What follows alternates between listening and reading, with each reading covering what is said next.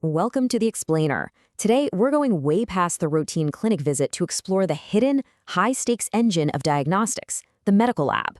We're going to uncover the incredible journey of a blood test and see how it transforms a raw sample into life-saving medical data. Okay, let's dive into this. Here's our roadmap for today. We'll start with what chemical pathology actually is, trace the path of workflow, look at making the right request, and understand lab results. Finally, we'll cover diagnostic test performance and the common causes of lab errors. Section 1. What is chemical pathology? Before we follow the blood, we really need to understand the foundational science. So, chemical pathology, which sits right under the broader umbrella of laboratory medicine, is essentially the crucial bridge between a physical symptom and a chemical reality. It's not just about running machines, right? It's studying the biochemical derangements of the body. Scientists are literally measuring precise concentrations of substances in your plasma or serum to confirm diagnoses and monitor disease progression. So, with this massive arsenal of chemical techniques available, how does a doctor actually decide what to test in the first place? Well, to answer that, we have to follow the sample itself. Section 2. The path of workflow. And this brilliantly illustrates the continuous loop, starting with the physician and the patient. You know, it's actually pretty surprising to think about, but a single routine sample might pass through dozens of hands and automated checkpoints before a result is even finalized. We start with the collection procedure and the absolutely critical identification phase, matching the barcode to the exact patient. Then comes transport to avoid any degradation, entering into processing steps like centrifugation, and finally the actual chemical analysis. Only then does it circle back to reporting and interpretation. It is a massive, highly interconnected loop. Section 3. Making the right request. For that massive loop to work, a test can never, ever be a fishing expedition. It has to be a targeted strike. A lab investigation must seamlessly complement the clinical history and physical exam. The logical sequence starts with a clearly defined clinical question. That question yields a result which forces a decision, leading to a diagnosis and ultimately triggering an intervention. You don't just order a test for the sake of getting data. You order it to initiate a tangible health benefit. Let's ground this in high-stakes reality. Take a look at the first row. The test is troponin T, and the clinical question is whether the patient is experiencing a myocardial infarction, a heart attack. The dramatic contrast here is in the action column.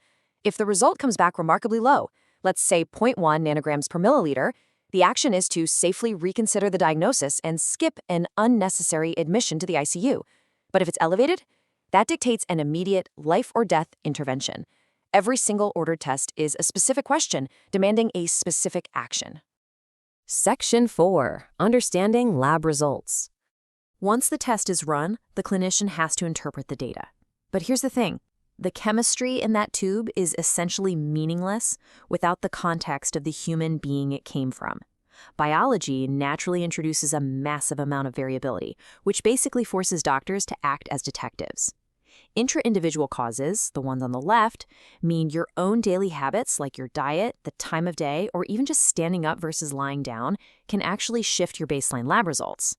On the right, inter-individual causes highlight fixed traits, like how your age or sex naturally dictate different hormone or creatinine levels. The medical lab has to account for all of this biological noise. And aside from biological variation, there's analytical variation to manage. We rely on the classic dartboard analogy here for a really good reason.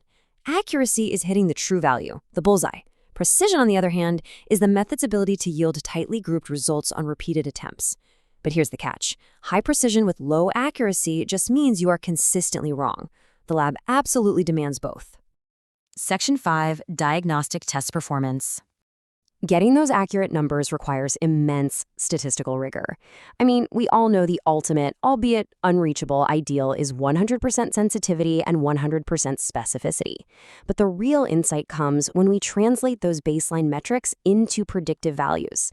The positive predictive value translates all that clinical math into the patient's most burning, urgent question. For the person sitting in the clinic who just received a positive result, this is the exact statistical odd that answers, do I actually have this disease? Now, what's really interesting about this slide is the ROC curve mapping this performance out. This receiver operating characteristic curve is the ultimate filter used to evaluate binary discrimination. By plotting sensitivity against 1 minus specificity, scientists can visualize the inherent trade-offs. A curve bowing sharply toward the top left represents a highly effective diagnostic model. This is exactly how the medical community ruthlessly cuts bad tests and adopts only the most optimal ones. Section 6. Causes of lab errors. But even with the best statistical filters and strict intervals, human and mechanical elements still introduce a ton of risk. Think about it. A simple timing error, poor patient preparation, grabbing the wrong sample container. Or imagine doing the chemical math absolutely perfectly in a $1 million lab, only to realize the phlebotomist drew the blood right next to a running IV line, completely diluting the sample with fluids. No way to fix that, right? Even a minor transcription error can lead to a radically wrong interpretation. This is exactly why highly trained laboratory professionals and rigid protocols are our final, vital safety net.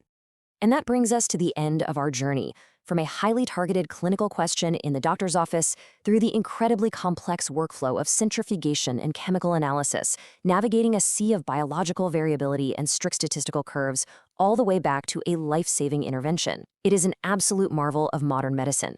So, the next time you roll up your sleeve to give a routine blood sample, will you see the hidden, high-stakes science working behind the scenes? Thanks for joining me on this explainer.